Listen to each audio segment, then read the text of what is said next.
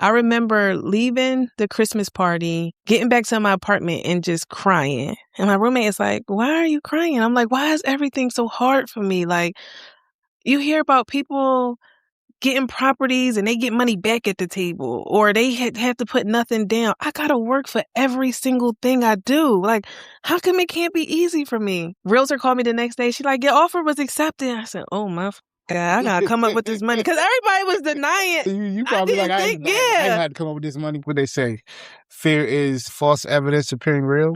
So if I'm always afraid, or if I allow fear to stop me from what I'm supposed to be doing, I ain't gonna get to my purpose. Yeah.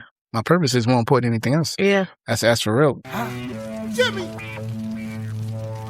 Lights, camera, action. Some people thought I quit and I ain't giving satisfaction.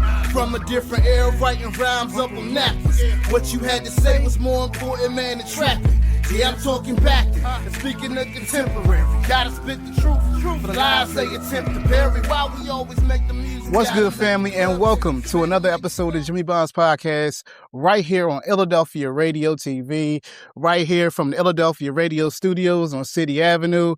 Welcome, family. Welcome. Maybe you can call us with your comments or your questions at 267-289-2515. Again, that's 267-289-2515. You can also email us at jimmybondspodcast@gmail.com. Again, that's jimmybondspodcast@gmail.com. That's JIMMYBONDS podcast@gmail.com. Also, family, make sure you follow us on Instagram at Jimmy Bonds Podcast, on TikTok at Jimmy Bonds Podcast, and make sure you go to YouTube and subscribe to our Jimmy Bonds Podcast channel. Make sure you get there, do that thing. Let's get it. Well, family, I want to thank y'all for joining us. Every time y'all join it, take a watch, take a look, take a view. It helps us, it supports us, so we greatly appreciate you. But I'm here today continuing our Black Woman Experience series we're doing. And luckily, I'm here with our next door company neighbor, our business neighbor. I'm so glad she's here. What's good? How you doing? How you feeling? I'm doing good. Thanks for having me. I'm excited to be here. Well, I'm glad you're here too. I remember I sent it to your office like, yo, you want to come on? You was like, yeah, I want to come on. What's good? I was like, all right, cool. Let's get it. That's how I sound? No, you don't sound like that. You don't sound like that. And I can't do an impression of you that would do you justice.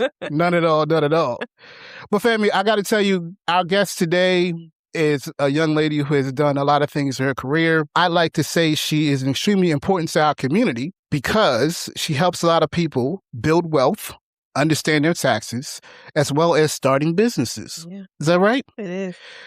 Our guest today is someone who has made it her mission to close gaps. Joining us today is the lovely Miss Khadija Bingham from Money Honey Financial.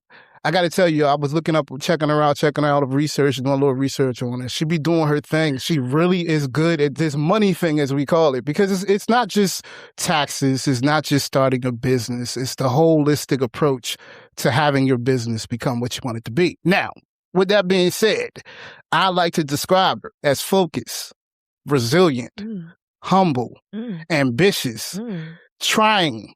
And what I mean by trying is, let's get through this, okay? Understanding, patient, creative, substantive, and very smart and intelligent. I like that. I can't wait till we watch this so I can redo my bio. Without further ado, welcome Miss Khadija Bingham of Money Honey Financial. Thank you for being here. I greatly appreciate you so much. Welcome to the show. Give a round of applause. Thank you, everybody. Thank you. Welcome to the show.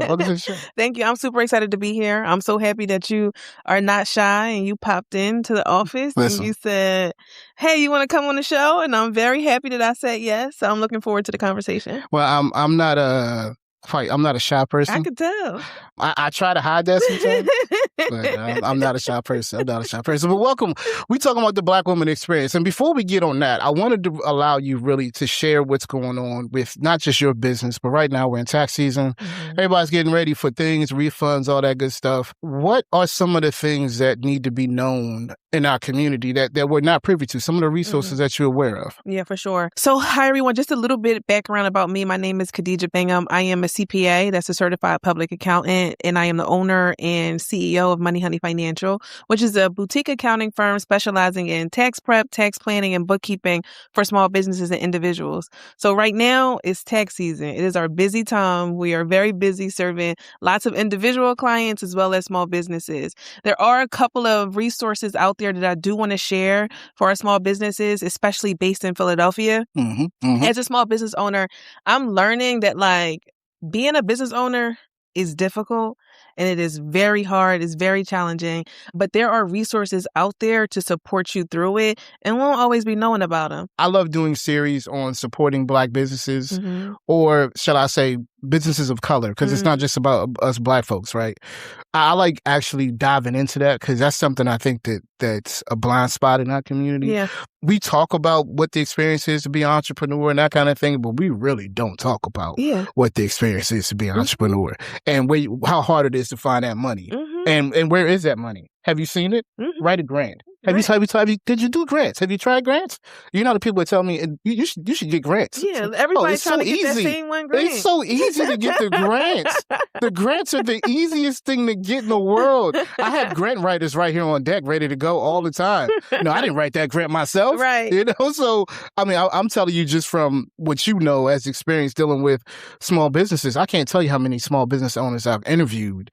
And their struggles are beyond what anybody can really talk about because it's constant. It's every day. It's how do I achieve this goal or really fill this gap, fill this void I have with no resources, with no marketing. You know what I'm saying? Like, so I understand why it's important for somebody like you who's in the money world to have that kind of information for the public. So shout out to Khadija for doing that. Like that's what I'm saying. She just ran that down and you need to make that a PSA. That's what you need to do. Because if they're doing that every year, if that's something they're doing like all the time. So the city program for the free taxes is new. This is the first year. When Sherelle Parker announced it, she announced that she would like for it to be a 5-year program. So I hope it is. But really what my hope is that like the businesses that are eligible year 1 and year 2, hopefully they're not eligible by year 3 because they're making more than $250,000. That's what you hope. Right? Like the goal is for our businesses to be growing and then making room for new businesses. So hopefully it's a 5-year program. Supply PHLs, I guess as long as they're run through a nonprofit. So 3 nonprofits support them. The Urban League of Philadelphia, Economy League of Philadelphia, and Enterprise Center. So as long as they're continuing to get funding. Familiar with all of those. Yeah, and those are all things that every small business owner in Philadelphia should know about. Y'all should know about the Enterprise Center. You should know about the Enterprise Center. You should know about the Enterprise Center. If you got a business, you should know about the Enterprise Center. They help with capital too. They do. Yeah. They do. So. There's a lot of capital. There's a lot of places you can find capital. Yeah. You just got to know where to look and who to talk to. You got to go shake some hands and show some faces. Smile at some people. Say things that you don't want to say. Be somebody else. You know what I mean? But as a woman of color in this game of finance, you worked someplace that I thought that was interesting. Goldman Sachs. Yeah. Because we're continuing our Black woman experience, shout out to all my Black women out there. What's that like for a Black woman walking into this situation? Because that corporate world is different. That's a monster corporate world compared to what regular people are used to. Corporate world at a financial firm is not like walking into, say, I work at the corporate Target's place. You know what I'm saying? Like it's a different little monster. So what's that like for you? What was that like? Shall I say? That's a loaded question, right? So I'll say, how do I even summarize what my experience was like? So I felt like I was being groomed for the opportunity to work at Goldman Sachs. So everything that I did leading up to that put me in position to be able to be there and be successful there. So for me, internships were super important. For me, like, you know how some people in the name brands, like they like Gucci, they like Chanel.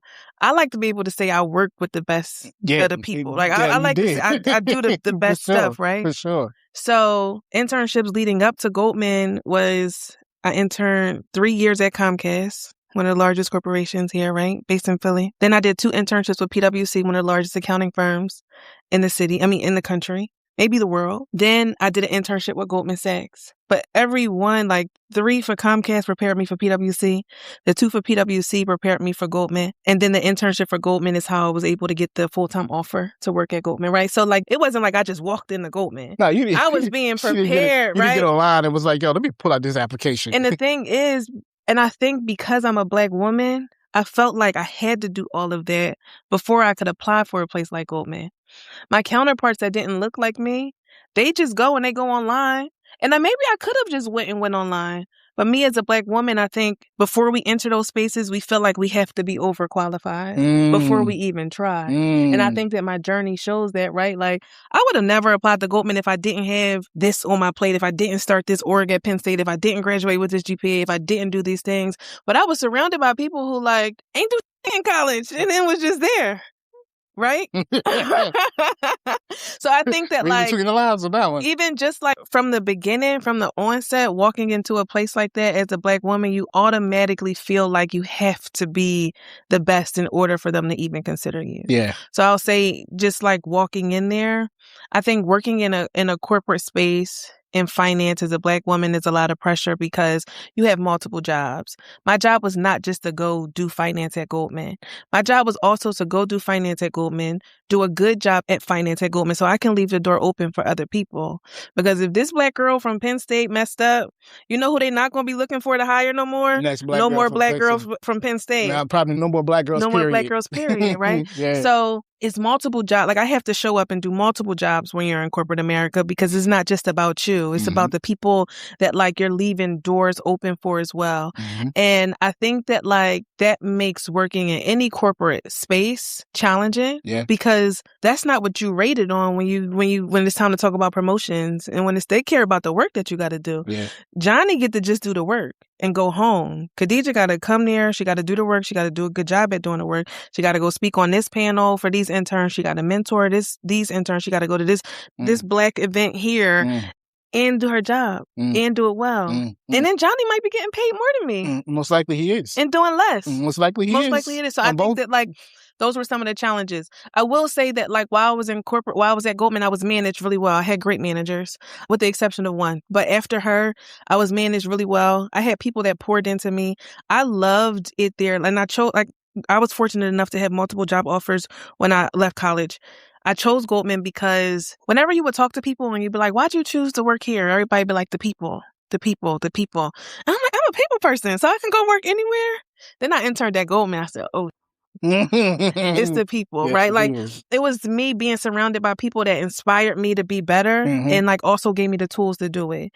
And me being surrounded by people who would like, they gave tough feedback, but they also gave the tools for me to do better. It wasn't like you can be better at this, but did not tell me how. Yeah. Like they poured into me to help me become a better version of myself, which I'm grateful for. That's understandable. That's dope. But then Goldman asked me to stop doing my business on the side. And I chose to do my business instead. So that's something to be said right there. That's as having that experience, income, all of those things. What made you decide to actually make that choice? So, because, income is a thing. Looking like income is a thing. All right. So I was always doing Money Honey. Money Honey was just a blog at first. There's some YouTube videos out there of me doing a budget when I'm in college, talking about bank accounts, interviewing professors about stuff. Then I passed the CPA exam. I said, you know what? You can start making some money on the side. Doing the right thing is really important to me. So when we work at a place like Goldman, reputational risk is really important to them. Compliance is really important to them. So you have to report all outside activities. I could have not reported it, but I decided to.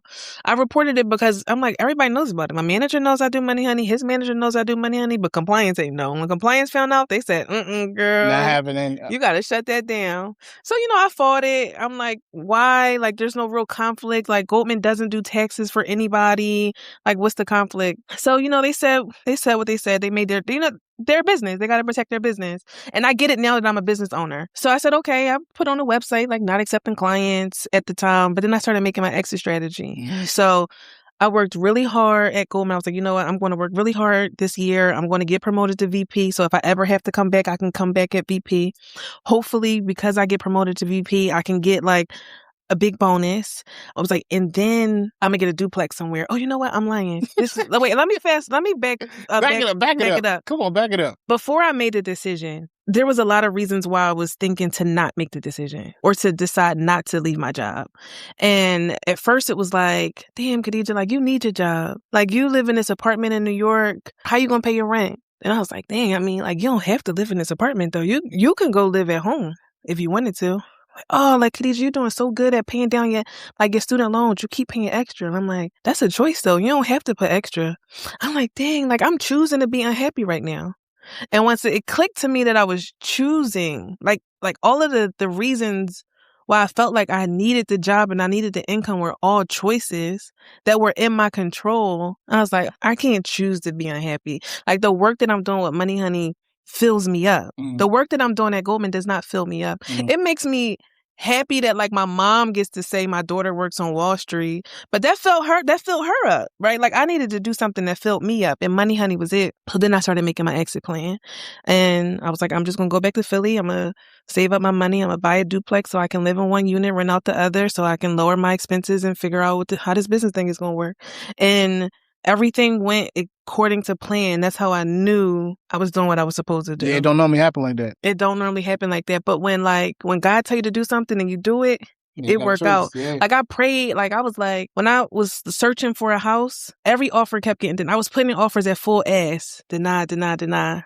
Finally, I'm living in New York, searching for a house here in Philly. One property, my ex-boyfriend was supposed to go see it with the realtor. He overslept. I'm like, Mom, can you please go around the corner and look at this property? She goes, she looks at the property. She like, Deej, if I was trying to buy a house, I would buy this. I'm like, all right, put the offer in. So the realtor calls me and she like, Deej, they not accepting FHA. They only accepting traditional loans.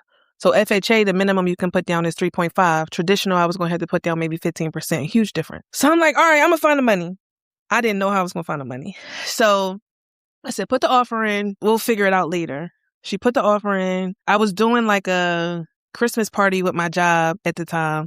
I remember leaving the Christmas party, getting back to my apartment and just crying. And my roommate is like, why are you crying? I'm like, why is everything so hard for me? Like, you hear about people getting properties and they get money back at the table, or they have to put nothing down. I got to work for every single thing I do. Like, how come it can't be easy for me? Realtor called me the next day. She like, your offer was accepted. I said, oh my God, I got to come up with this money. Because everybody was denying every. So you probably like, I had to come up with this money. I said, oh my God, I got to go for a walk. So I went for a walk. I think I went to the gym. I called my mom, like, my offer was accepted. She was like, yay. And I'm like, yay. And I had no idea how I was going to come up with the money. And we getting closer to closing. I still don't know how I'm coming up with the money. And I remember praying. I was like, God, like, if you give me a $30,000 bonus, I'm going to have enough money for this property. But if you give me a $50,000 bonus, I'm going to have enough money for the property and I'll be able to furnish the Airbnb. You know, I walked out of that conversation and she said $53,000 or something was my bonus. That's how I knew that I was doing what I was supposed to be doing, because everything was literally working out. Yeah, I feel you. Yeah. I feel you. Wow. I was still scared, though. That's what's up. No, it was. I mean, you're going to be scared. Yeah, I'm still scared. You're going to be scared. Yeah. But you got to do it afraid. You're going to have to. You're going to have, you got, what they say? Fear is false evidence appearing real. So if I'm always afraid, or if I allow fear to stop me from what I'm supposed to be doing, I ain't going to get to my purpose. Yeah. My purpose is more important than anything else. Yeah. That's for real.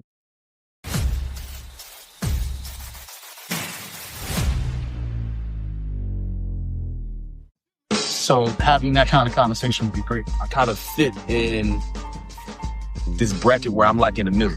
So y'all talking about something dope? I'll write that top for you, man. Yeah. You know what I mean? Another conversation you might have later on. Empty, now I'm building some leverage so they don't pimp me. Rest in peace to Pimpsy and the ones that came before. We must salute the ones that had to open up the doors. See, I got a junior, call them second coming. Shout out to our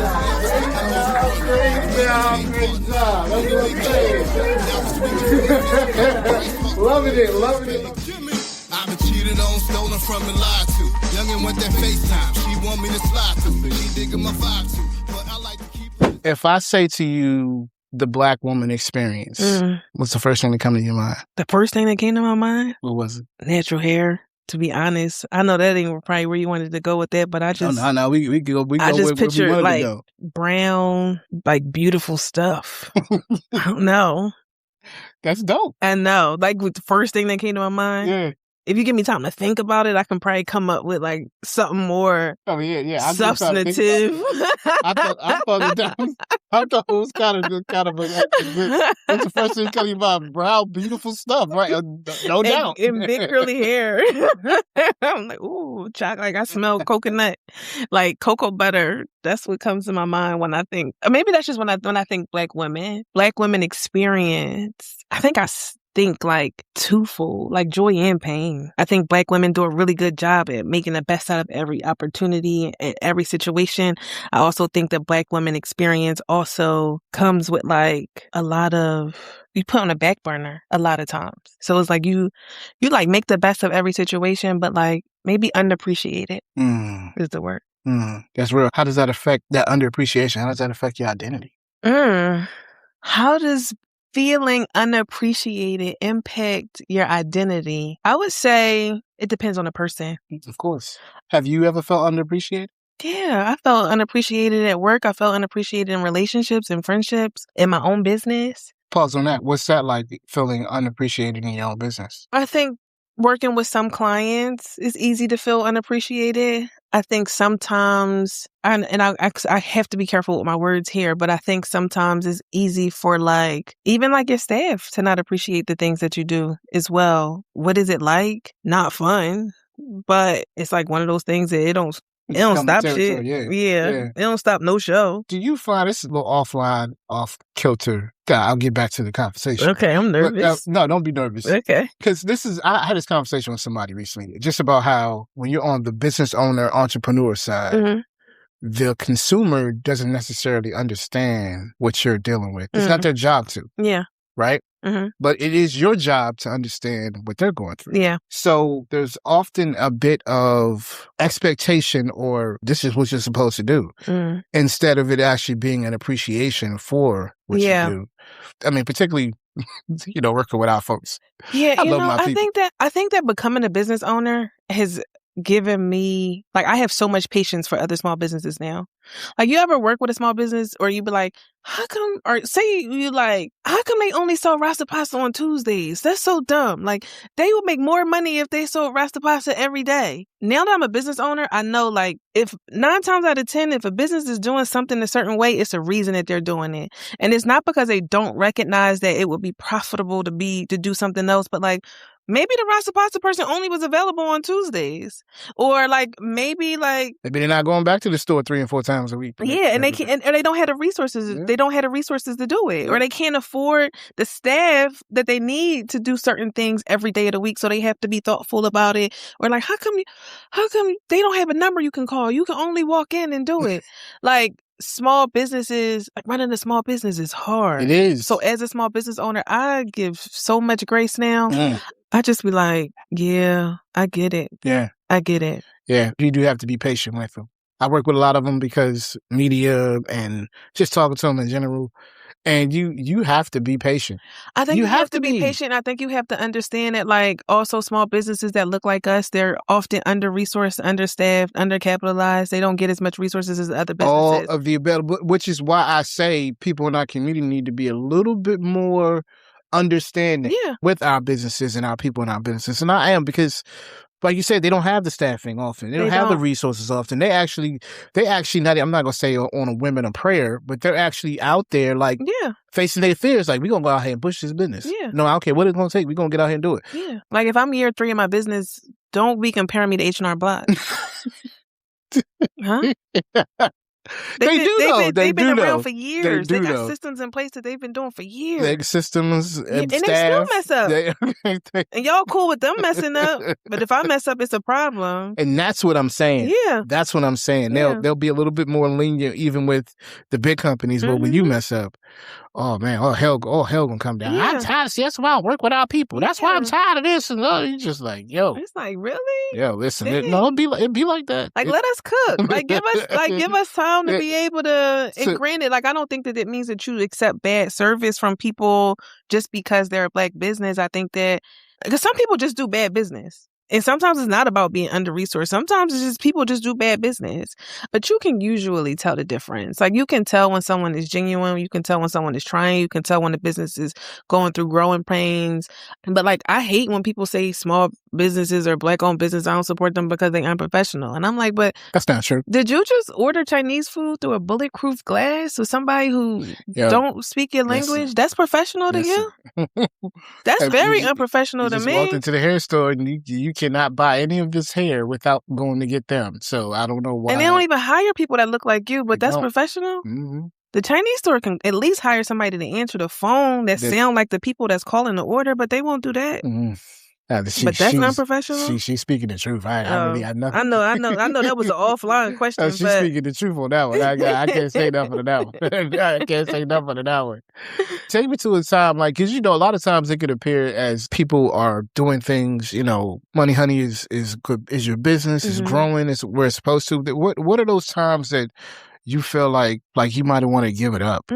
And you was like, you know what? I'm done. I'm walking away. And just something pulled you back in. Okay, I haven't gotten to that point yet. Oh. I haven't gotten to a point where I've been like, I'm ready to close the doors. I haven't gotten there. In the very beginning, when I first put in 2 weeks, I gave them a month. I put in my month's notice. Every day for that month, I was like, did you really just tell these people you quitting your job to start your own business? Like, is it too late to say psych no? Hey, HR, let me get that back. Like, you sure I can't come back? And then the day of my last day, I remember texting my manager and being like, hey, I don't know if it's a Chipotle I had last night or nerves, but I can't get off the toilet, so I'm going to be late. And my stomach was in knots going to my last day. They bought me cake to celebrate my last day. I was pissed off. I was upset. I felt like everybody was happy but me. Everyone saw me as being brave, but I didn't feel like anybody recognized it on the other side. In order to be brave at something, it's because you're doing something terrifying. I didn't think anybody recognized the terror. So it was in those moments where I'm like, am I doing the right thing? Should I do the right thing? Should I just say never mind? Should I back out of this? Because it's not too late. I can probably be like, actually, I changed my mind. It's cool. So in the very, very, very beginning, I think most of my thoughts were more about not starting. Since I've been in it, I've been grateful enough that I haven't really thought about updating my resume. I haven't really thought about it. I may have joked, I'm about to go update my resume, but I've had moments that have brought me to tears. I had moments that, I've had to call my mom crying, why am I finding out this information, in the middle of tax season? I was just telling B, this didn't make me cry, but changing staff in the middle of tax season, wondering, the constant feeling of wondering when it's going to feel easy. But so far, nothing, even though it's still hard, I still see the progression of things getting easier. For sure. One of my friends that I don't want to say complain to about, but vent to about, sent me a post on Instagram the other day. And it was the post said you did meet your goal, but then you changed the goalpost. And I think that for me, it's in that continuing to strive harder or strive more where it comes from. I have a goal with my business to I want to be able to hire people full time. I want to be able to give them livable wages. I want to be able to give them benefits. That's what I think my small business is here for. I want to create cultures and spaces where people feel like it was created for them and not spaces where we walk into and we're trying to assimilate to. That's a challenge. Mm-hmm. That's hard. The hardest part about business for me is when someone comes to me and say, hey, Khadija, I love working for you, but you can't pay me enough. I have to go somewhere else. That's the stuff that hurts me. Or having people on my team that get help with the assistance with the state, and then you find out food stamps is being cut off, right? For that period, it's how come I'm not running a business that can do more for these people? Yeah. And those have been the most frustrating moments for me. Mm-hmm. Not even I want to be able to do more for myself. You tell my team all the time, they be like, the only thing I talk about is getting new floors in my apartment. That's all I've been talking about. I need new floors. I hate my carpet. I need new floors. But the moments that are most detrimental to me are the moments when I realized that what I'm building has not been able to help me impact as many people as I want to in a way that I want just yet. But I haven't hit the moment where I'm I gotta close the doors. There hasn't. I hope I never get that feeling, but yeah. I'm glad you answered that the way that you did, as much depth as you talked about, because people don't talk about the struggles of a small business owner. Those struggles are real. Yeah, it's real. It's real. Somebody being hey, you walking along, everything's cool. You coming in on a Friday, making your payroll. Somebody being you know what? I love you. You're my peoples, but I got to go. And the only thing I can say is I get it. Because you do. Because yeah.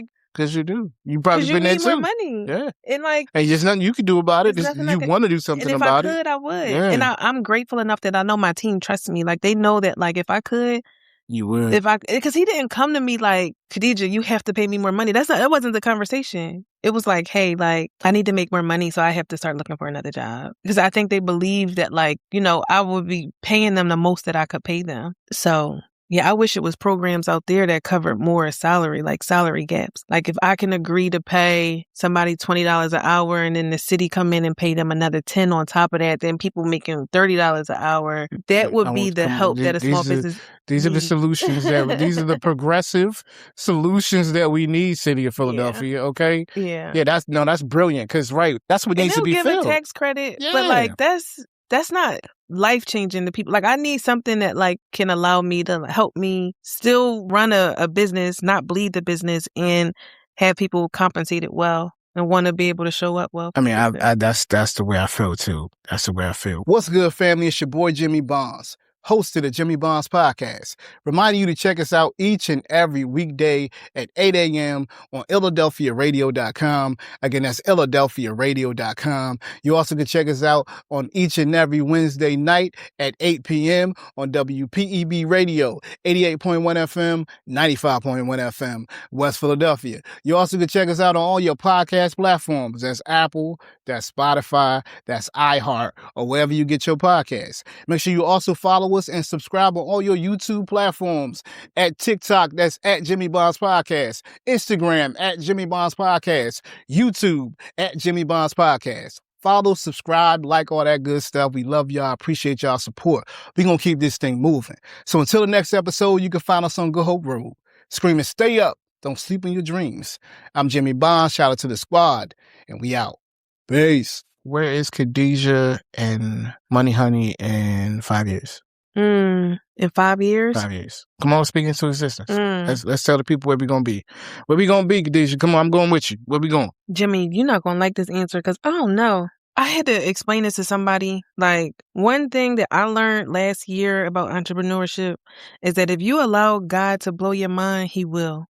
And so many things have happened for me that I would have never been able to cook up 5 years ago to tell you how it would get here now. Well, I pray that I don't have the mental capacity to think about where I'm going to be, and I'm just going to be there. Like, I've just been being so obedient and doing what it is that I need to do, and so many doors have been open. I've been getting, like, the city contract. If you would have asked me to put together a business plan and tell you where I was going to be, how I was going to be being able to pay these people, how I got 2 offices right now. Was that on the plan?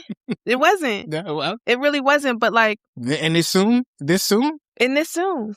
And it was like, okay, the how is not up to me. Like, it's just stuff be happening. So we're in Money Honey in 5 years, definitely more full-time staff. Everybody with benefits. And by benefits, I mean like good PTO, like dental, vision, health. She said mental, vacation. dental, and vision. Yes, mental is in there. Yes. That mental is key. That has to be in there just as much as medical and dental, all that, we need to make sure that they got the 4 4s. That everything will be able to cover their mental health too, right? We need them to be able to have therapy. That's the mental part of it. Mental part of it. I'll say, in 5 years from now, I would like Money Honey to own its own space as opposed to renting its space. That's real. I can see that in 5 years. That's real. I want to see Money Honey serving less clients, but more expensive ones. Mm-hmm. Mm-hmm. I thought you would say more quality over quantity. Yeah. And also continuing to do more in the community. So like last year, we were able to do a book bag drive. We were able to give away 10 book bags. I can't wait until that 10 is 100, that 100 is 1,000. But then for the next 5 years, I hope Money Honey also has like a nonprofit arm where a lot of the teaching and stuff that we're doing, people can donate towards it. So I'll say like bigger picture. Like I can't give you a revenue number. I can tell you that like people like running a business that allows people to live quality lives here, ownership of property for Money Honey as well. and happy clients. And happy clients? And happy What clients. about a happy Khadija? That's all gonna make Khadija happy. That's all gonna make Khadija happy. Let's see, Khadija personally in 5 years from now. How old am I? Maybe I'll pop a baby out by then. Maybe. We'll see. That's it. That's all I got. Don't be rushing that. That's on your whole life around. 5 years from now? Oh no, I'm 32. I'm not 33 yet. Yeah. Maybe I'll be married. Who knows? We'll see. Maybe. That's what's up. Listen, you gotta allow God to blow your mind, right? I mean, in every you aspect. speak about that as being, part of the Black woman experience. Mm-hmm. I got two more questions for you. Mm-hmm. You mentioned it definitely through our whole conversation. How important is faith to you? Okay, it's so important. And like recently, like my prayer has been like, I've been praying for more of a desire for faith, right? Like a desire to read the Bible, a desire to go to church, a stronger appetite for it. Mm-hmm. And it's been there. It's been there. I like wake up every morning, I read my Bible. I don't understand half the stuff I be reading, but I be reading the Hebrew version. Listen, read the good Hebrew version. It don't matter what. I don't think I be trying to read the most basic versions, and still, then I listen to a summary, and I'm like, that's what y'all read. There's no way we was reading the same thing. There's no way we was reading the same thing. But I think so. I would say my faith is really important to me. I don't think that I would be here without it. Like I remember, I'm always crying, right? I'm a crybaby. So I remember crying senior year. I think I had got like an offer to... When's your birthday? In January. January what? 20th. I'm the first day of Aquarius. I'm on the cusp. That's why you a crybaby. Oh, that makes sense? It makes a lot of sense. Oh, yeah. So I'm a crybaby. Because I'm a 25th. So okay. You a crybaby too? I'm on Aquarius. I'm a 25th. Okay. So we cry together. Come on, go hold my hand. Let's cry for a second. We're just going to cry it out. Because we need to cry sometimes. Because crying is good for you. Anybody that said it's not, you're lying. It's so crying good for is good for you, okay? So I remember one year, senior year. I remember one day, senior year, I called my mom crying because I had I was choosing between internship offers between JP Morgan Chase and Goldman Sachs. And I called my mom crying and I'm like, Mom, this is crazy because if any person who studies social sciences or social studies or sociology, they were to look at who Khadija Bingham was as just a data point, they would never tell you or expect that any of the things that's happening for me to be happening, right? Like I grew up, my dad didn't graduate from high school. My dad is a janitor. My mom worked for the IRS in a customer service unit. Like she didn't go back to school until years later. My trajectory is not supposed to be graduating with 3 degrees from Penn State at once, people fighting over, JP Morgan Chase, Goldman Sachs, fighting over me. And I was like, that's when I knew that it didn't matter what anybody said about me. It only mattered what God had to say about me. And that was the moment where I started to realize that. So I think that's when my faith became important, because if I looked at what everything looked like it was supposed to be like, I would have made totally different choices. I would have ended up at Comcast, which isn't a bad place to end up at, but he needed me somewhere else. He really needed me somewhere else. Because when I applied, everywhere I applied, it was like deny. Anything in New York, I got accepted to. Anything. You're supposed to be there. Anything. But you got to follow. I could have not went. I could have just not took a job. Yeah, I could have said, you're just going to stay home and figure it out.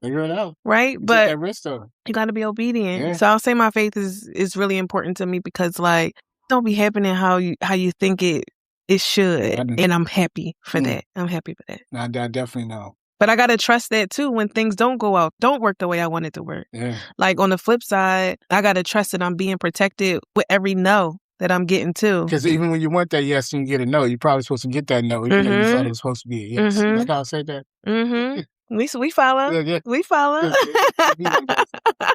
It be like that sometimes. I said one more. I got 2 more questions. Uh-huh. What does this Khadija tell the younger Khadija about how much she has grown from that version to now? Okay, I just want the younger Khadija to know that everybody that said dark-skinned girls was not cute, they lied to you. They sure did. And the dark-skinned girls are winning. I think that when I was little, I really struggled with feeling pretty and feeling beautiful. And I allowed the world to make me feel like I was less than because I was a chocolate girl. The chocolate girls be eating it up. So that's really what I want to tell little Khadija, because little Khadija never had any like doubt about success. And I think it was because of that. Because I didn't feel like pretty all the time, I knew that what I could lean into was my smarts.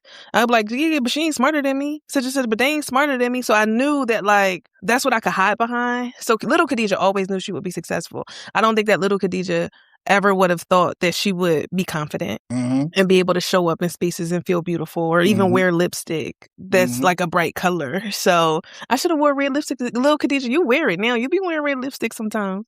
So that's the message I would want to tell to little Khadija. And just like any of the chocolate girls out there that might feel like they ain't it, I'm letting y'all know. The chocolate girls is it. And I just chocolate women. I'm telling you, listen, don't sleep on chocolate women.